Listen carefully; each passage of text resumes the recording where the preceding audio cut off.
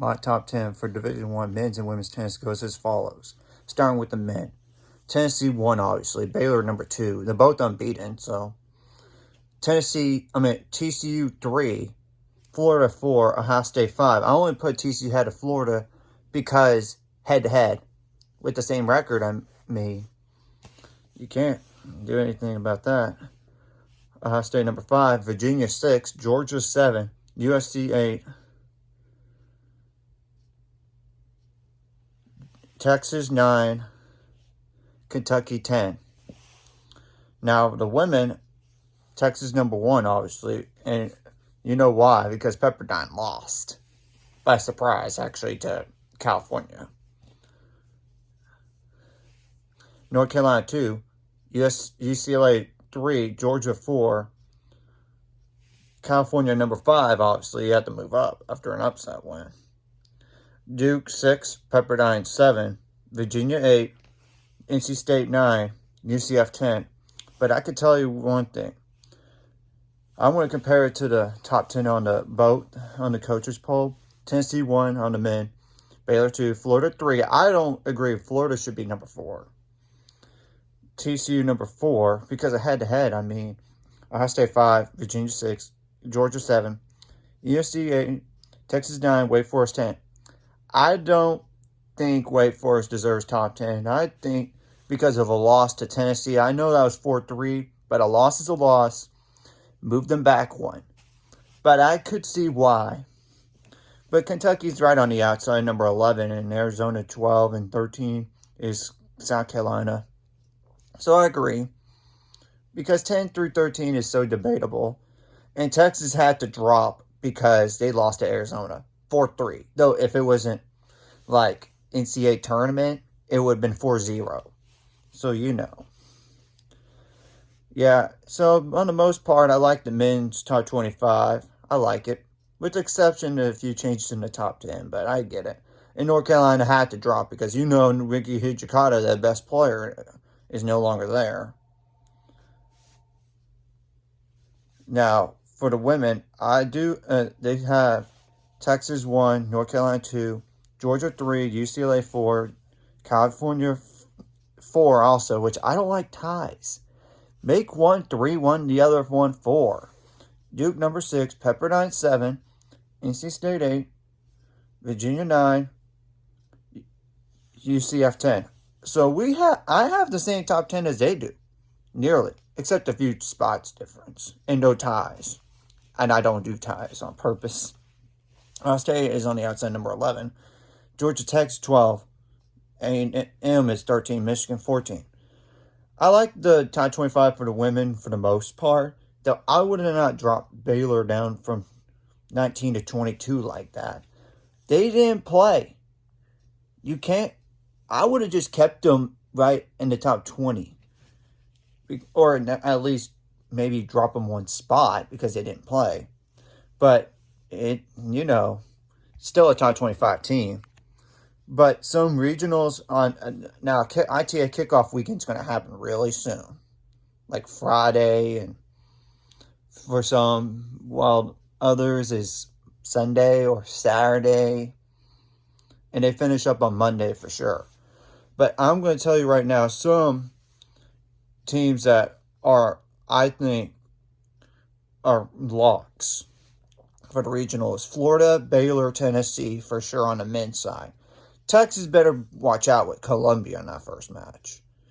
Oklahoma State, I don't know. Or because Oklahoma State did lose to Arkansas 5-2.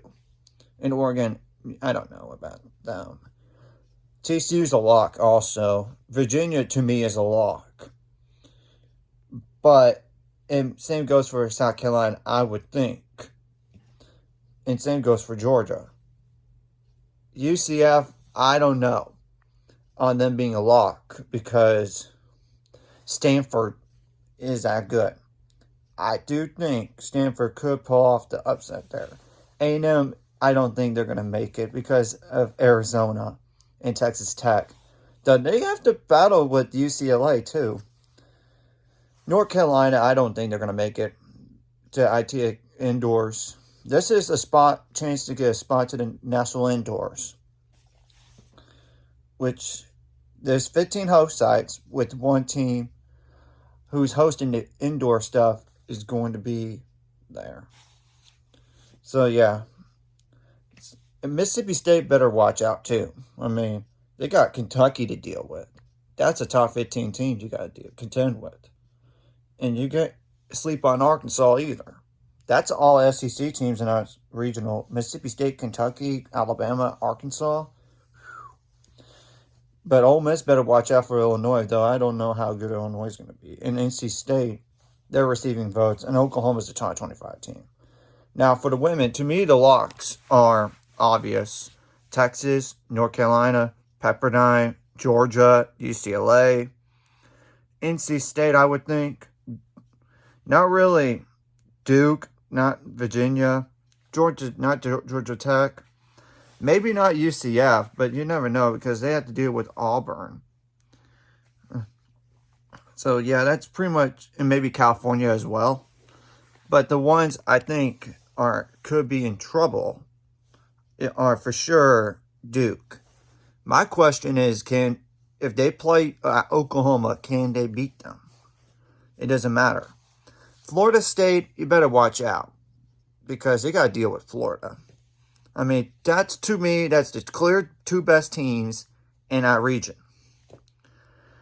Virginia better watch out, too. I mean, they got Stanford. Though they should get past, Stanford better get past Arkansas first, but you know.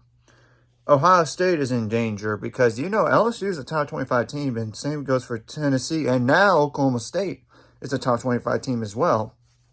So, up and down, that's very tough. Texas A&M should make it, but I know they have to get past Princeton first of all.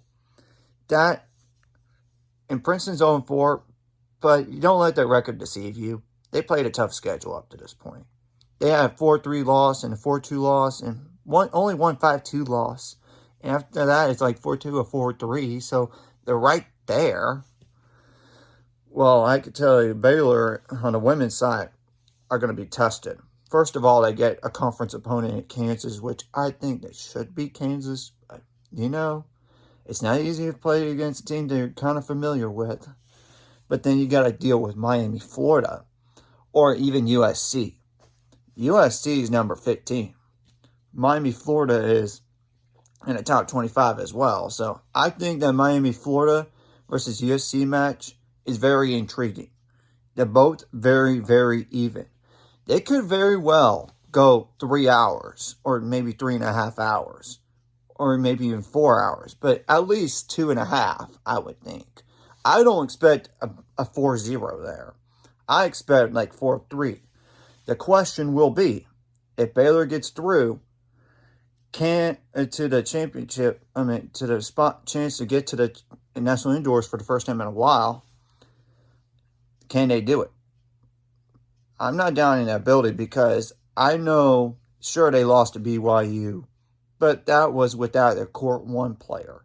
She's going to be back for this and put her at 1 and then slide down everyone else in the singles lineup. You'll have a solid singles lineup still. But, you know, it's going to be a war. Anyways, if you like this content, hit the like and subscribe button. I'll see you guys later. And I'll post some of these links for the rankings and the draft stuff. Don't ignore the draft rankings because they're not up to date. All right, see you guys later. And let's get me up to 400 subscribers or more by the end of this year.